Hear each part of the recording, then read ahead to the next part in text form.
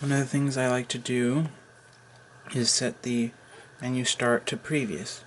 The default place that it goes is to top, and when you do that, every time you hit the menu button, it goes right back to shooting in pane 1. So you see there's lots of panes total, and so if it goes back to pane 1 every time you hit the menu button, it's annoying. I prefer to have it back wherever I left it every time. Some of the settings, like drive mode, when you press the middle button on drive mode, it will take you into a sort of live view mode with the setting along the side here. Now if you hit the menu, the middle button, so this here, on any of these, it'll take you straight out to shooting. So if you want to go back to the menu, you just hit the menu button, and if you have it set up to previous, like I showed a minute ago, it will bring you back to the menu. So depending on what you want to do after you've set your setting, you can go back to the menu, or you can go straight back to shooting. The middle button on this dial here can be customized to whatever you want it to be, or to a few different things that are set for this. If you have it set to normal, it will do tracking focus, and I never use tracking focus. So one of the things you can do is set it to AEL. Now I like autofocus lock a lot because, or auto exposure lock a lot, because sometimes when you're pointing the camera around, getting your frame set up that you're trying to take, sometimes you see an exposure that you like a lot, but that's not the exact spot that you're going to be taking the picture. Your actual frame is slightly different, so you can hit that auto exposure lock that exposure where you see the exposure that you like, and then you can take your picture after you've composed it the way you want. Now, the only thing about changing the function of the center button to AEL is that when you have the exposure point set to flexible spot, the center button is the button that toggles the flexible spot to be moved around. So if you have the button set to not the standard but to AEL, if you pick flexible spot, then if you press the middle button here, it doesn't actually move the flexible spot. So I'm not exactly sure if there's another way to move the flexible spot, but that's something that I've noticed. The zoom ring at the front, or the lens ring, I have it set to zoom all the time, because if you have it set to normal, or standard rather, it sort of changes for whatever mode you're in. So if you have it at standard, you're in program mode, which is the mode that I use all the time, it doesn't do zoom in program mode, it does program shift. Now the dial at the back also does program shift, so it's basically redundant. I can use the dial at the back for program shift whenever I want in program mode, and so I don't need the front ring to do that, so I set it to zoom. And I also prefer step zoom because the regular zoom's a bit slow, and because I like to have precise focal lengths. Not because it matters whether it's perfectly precise or not, but just because I kind of like seeing it on the screen when I'm turning the dial. So I have my control ring or lens ring set to zoom all the time. And the same if you go to aperture priority, the ring at the front will be aperture, and so will the dial at the back.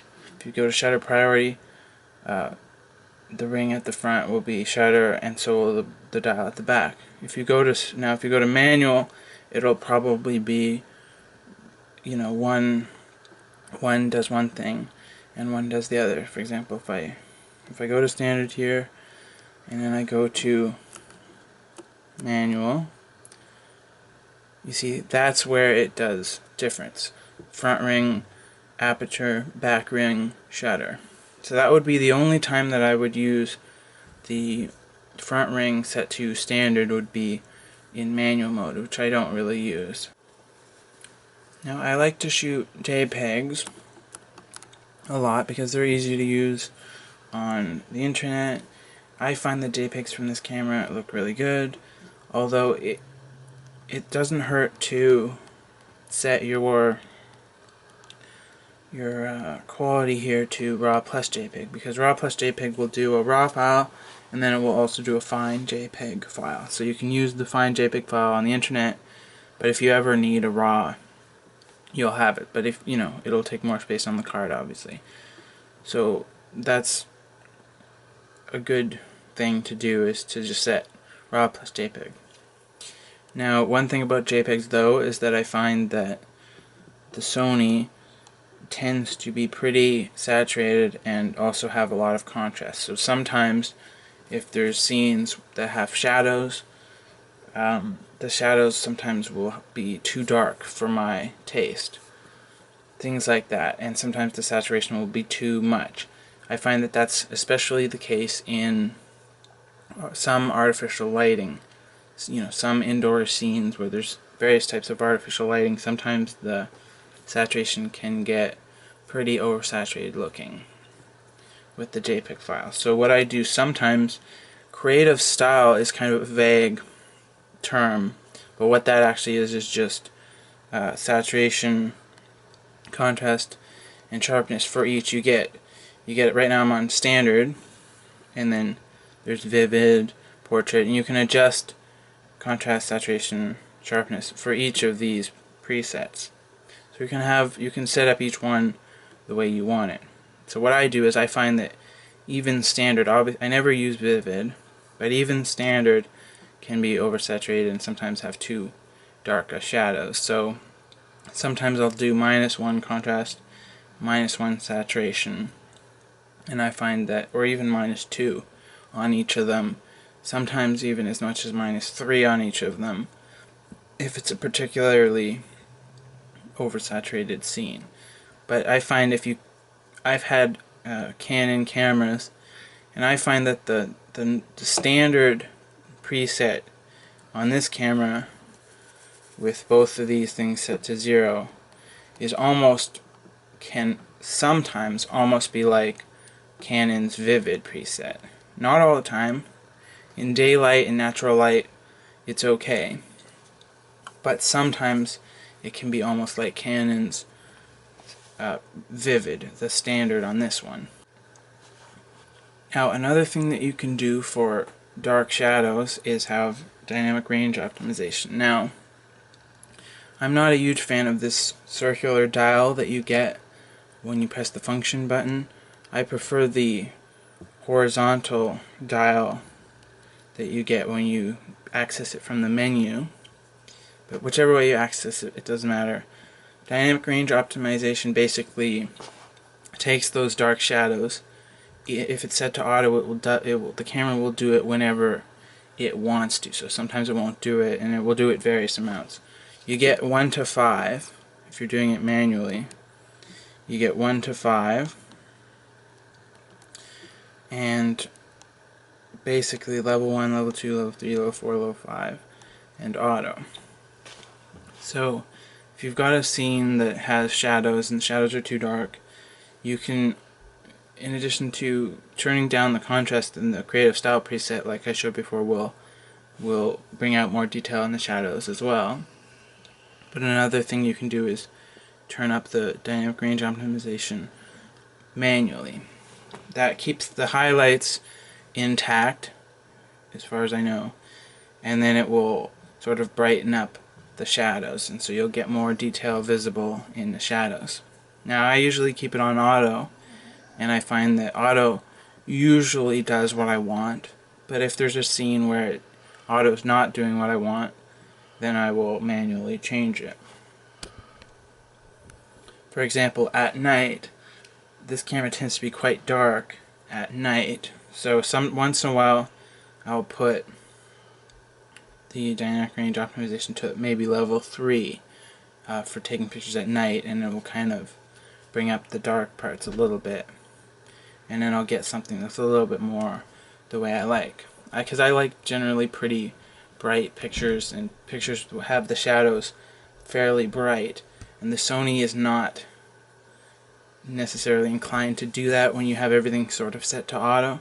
So sometimes I will kind of, play around with the dynamic range optimization and the contrast to kind of get the files that I want. Now all of this is just because of JPEGs. Obviously if you're shooting your raw files and then you're bringing out your low areas in Photoshop or whatever, then that's fine, but I like to kind of do everything on camera if possible. Now sometimes the flash is too bright, so if you find that that's the case, then you can also notch down the flash a little bit. The flash is kind of not totally consistent. Sometimes it's too bright, sometimes it's just right. It's kind of a weird one, so it's kind of hard to foresee exactly how the flash is gonna work. So it's hard to, but you've kind of just got to guess. Usually just leave it on 0, and if it's too bright then go down a little bit. That's what I do. Now on ISO auto, I just let it go right up to 12,800, and I find that it doesn't usually go all the way up to 12,800, but usually goes 6,400 is the maximum, and I find that 6,400 actually looks pretty surprisingly good, considering it's only a 1-inch sensor. Whatever Sony is doing with the processing and the noise reduction and all that stuff, and I leave the noise reduction on auto as well, and all that stuff. A lot of things I just leave on auto, and I never use effects or anything like that. Now Gridlines, I like the diagonal plus square, but you can also have rule of thirds or just square or off. But you can, when you have them on, you can cycle through the different screens. Now that's another thing. I remove some of the screens so that I don't have to cycle as many of them. Basically, graphic is this thing which I don't use, so I take it off. And then no display info, I take that off too, because these two screens here, level is almost like no display info. It's not. I'd always rather have the level in the center of the screen versus absolutely nothing. And then also histogram isn't much either, it's just a little thing in the corner, so that's almost like no info as well. So I remove no info because level and histogram are almost like that, and then I keep all info, and I remove graphic display and no display info. Now obviously you can set up these as much as you want, but each of these is a press of the display button. So right now the way I have it set up, 3 presses cycles you through the 3 modes, and if you have all these set up, then you need 5 presses of the display button to cycle you through all the modes. Now I'd prefer if this was set up the way some other cameras set it up, where you can have 3 different display screens or whatever amount of display screens, and you can manually select what's going to be on each one. So on some cameras like Canon's and the Ricoh GR, you can say I want level, histogram, and info all on the one screen. But for some reason Sony has it set up where you have level only, histogram only, or info only. Plus there's the bar along the bottom that shows you aperture, shutter, exposure compensation, and ISO. So you get the basic info along the bottom bar on all of them, but you can't have, for example, level and histogram on the same screen. On program mode, which is the mode I use usually, the camera tends to underexpose a little bit in a lot of situations, especially natural light, daylight. So what I do often is I just hit the exposure compensation. I find that plus 1/3 of a stop is usually good, and that usually kind of gets the right exposure for what I want. And sometimes if it's something that's like snow, something white, it tends to underexpose even more, at least in my opinion. So then sometimes they'll go as high as 2/3 or even a whole stop occasionally. So, but I find if you just leave it on 0.3 the whole time, all the time, you'll usually always get good exposures. And there's some exception, but what I also do is I have it set so that when you take a picture, the preview is this scene here, which is histogram, and it also flashes the highlights and the lowlights.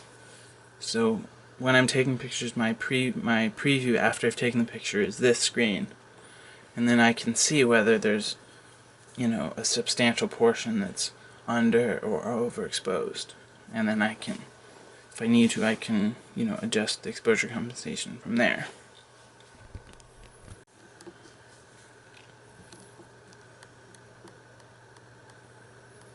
So now I'm just going to go through the whole menu quick and show you all of the settings that I have. So image size, I just leave it at 20 megapixel. Aspect ratio, I prefer 4:3, but since the sensor is 3:2, I leave it at that because I don't like to crop. Quality, either fine or raw plus fine. Single shooting, flash either on or off, obviously. Sometimes I do, you know, photos where I want to light up a branch or something in the foreground, especially when it's like a sunset and the sky is kind of blue or pink. Anytime the sky is kind of a nice sky and you want to light up something in the foreground as well as the background, I use the flash for that sometimes, and it works quite nicely. So flash mode, focus mode. Sometimes I use the DMF, the peaking focus, where it will autofocus, and then you can fine tweak it manually once the shutter button's half down. Sometimes I use that, but usually I just use autofocus. And I just had it set to flexible spot. Usually I don't use flexible spot. Sometimes I do. Sometimes I use center. Sometimes multi area. They all work pretty well. Soft skin, I leave that off. Smile, I leave that on. In this auto object framing, it says it'll automatically save an additional image with optimized composition. I have no idea how that works or how it does that, but I've never turned it on. But I'm curious to turn on just to see how it is. And metering mode usually use multi, ISO usually use auto. Flash composition, I leave it, compensation rather, I leave it on 0 usually unless it's too bright. Usually use white balance unless it needs to be tweaked. And I'll use auto, I'll use a custom one and fix it. But I'm not too fond of playing with white balance, so luckily auto's pretty good and it usually works. Dynamic range, sometimes I adjust that manually, like I said, but usually I just leave it on auto. Creative style, I leave it on standard, but I do that thing with -1 and -1 like I showed you. Clear image, digital zoom, off. Noise reduction, on. High ISO noise reduction, normal. You can also do low or high. Illuminator, I leave that on. Steady shot on, sure. Shooting tips, I leave that on. I think this is not actually turning on or off. It's just a menu where you can go to it. But anytime, no matter what setting on the menu you're at, you can press that question mark button anytime, and it will actually tell you what the setting is that you're hovering on. so that's pretty good. I use AVCHD, although I'm not, those MTS files that it makes, I still don't get a thumbnail on Mac OS 10.9 Mavericks. So the MTS files that it makes, I still don't get a thumbnail that tells me at a glance what the video is of. So it's kind of weird, although you can do MP4 and then you get that 1440 by 1080 12 megabits. Now there's also a setting for the movie button, and before I used to say turn it off unless it's in movie mode, but a few times I was trying to get a movie quick, and then I was trying to turn the mode dial, and the panorama mode kind of looks like the movie mode, and then there's MR, and so if you're like really trying to get a movie fast, sometimes it's kind of annoying to have to turn the dial to movie. So I ended up turning the movie button back on for all modes, and originally when I first got this RX100 Mark II, I hit the movie button by accident a couple times, but as you can see, it has kind of a lump here in the thumb pad that sort of prevents you from pressing it by accident, and I haven't pressed it by accident in a long time, so I just leave the movie button on now, and then if I need to make a movie quick, I'll just press it. Although it still doesn't actually start the movie very quickly. It's kind of slow at starting the movie, even with a fast memory card.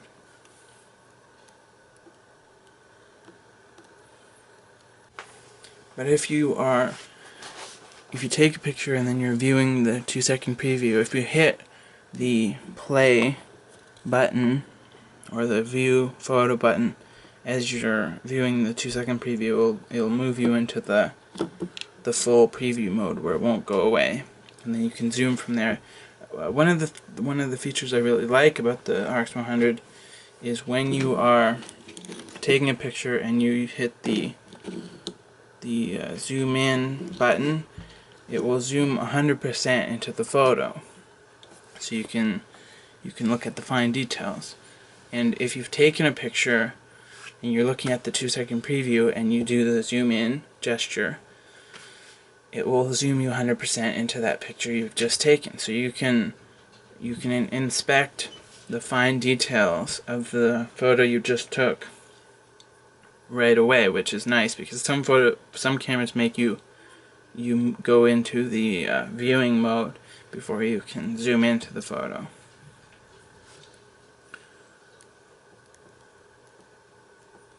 Peaking, I leave it on. I had it on high because I was trying to focus on something, but sometimes I will leave it on mid. And I used yellow, although I haven't really tried the red and yellow. I mean, you can do red, yellow, or white. I haven't really tried the red or white. So control ring zoom, function button standard. I leave it on standard because sometimes I like to use flexible spot and move the spot. I do like auto exposure lock, but I found that with this camera I haven't really needed to use it too much. I found on my other camera, the last camera I had was a Canon G12, and those had a dedicated AEL button right on the camera on the back, and I used it a lot, but I found that the Canon G12 did tend to it would expose bright pictures by default, which I like, but occasionally it would actually overexpose pictures if you had the exposure compensation on 0. So sometimes what I would do with that is, I would move it to a little bit into the sky or something when the exposure would go down a bit, and then I would lock it there and then take the picture. But as I've explained with this camera, it is prone to underexposing pictures a bit instead of overexposing pictures a bit. So I haven't really used the AEL on this camera much. Now, I haven't looked at the book. There might be a way to still move the flexible spot even if you have the function of center button set to something other than standard.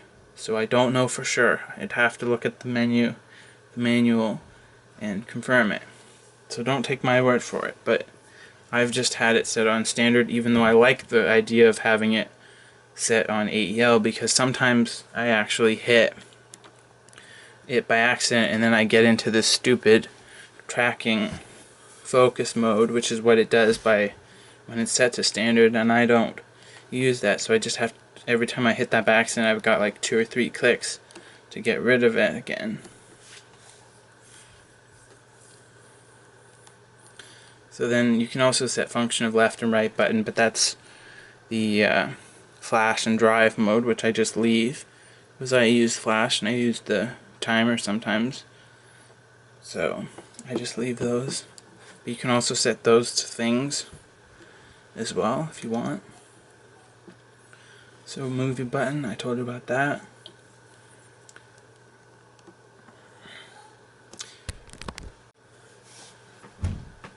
So you can send photos that you've already taken to your computer or your TV or your whatever. I haven't used this yet on the computer or TV. I haven't sent photos to the TV or computer, but I have used it to send photos to an iPad, and it works fine. Although I've also used with the Nexus 7, I've used the NFC to connect the camera to the Nexus 7, and it's nice because you just touch them and it launches the app right away. With the Wi-Fi, with Apple devices, you need to use the Wi-Fi, so you need to go into the Wi-Fi settings on the Apple device and then pick the network that's the camera, and then launch the app. So it's like 3 steps. Whereas on Android, it's literally 1 step, because you just touch the camera to the tablet or the phone and it launches the application right away. So I've paired it with a Nexus 7 and it worked fine. It worked very nicely. And I've paired it with an iPad and it worked fine. But it's less steps to pair it with the Android, because you don't have to worry about the Wi-Fi connecting to the Wi-Fi with the image index. You can pick whether the default zoomed out into thumbnail mode is 4 images or 9. That's thumbnails like here, or that or that.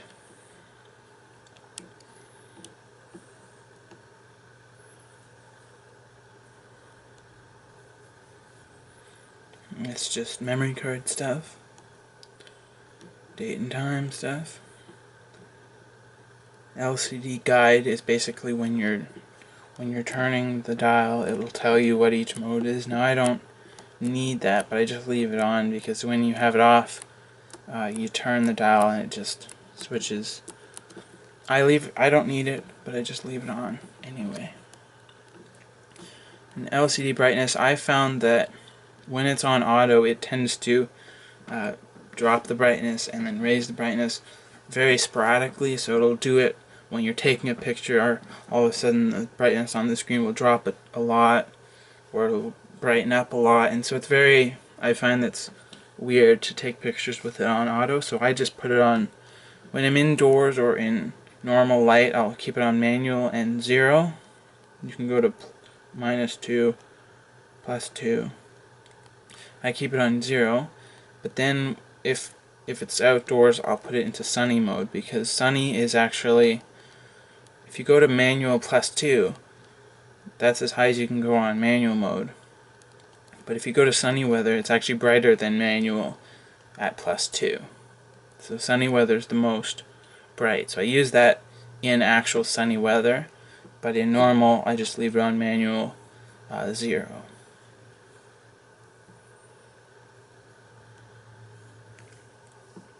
And there's HDMI stuff, and I leave audio signals is shutter noise, beeping when you're changing things. I leave that on off because I don't like noises.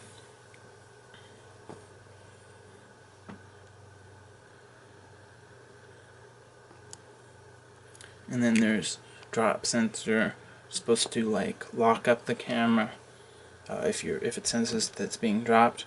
I leave it on, but occasionally you'll get a false positive. But that happened right when I got the camera once, but it's never happened again.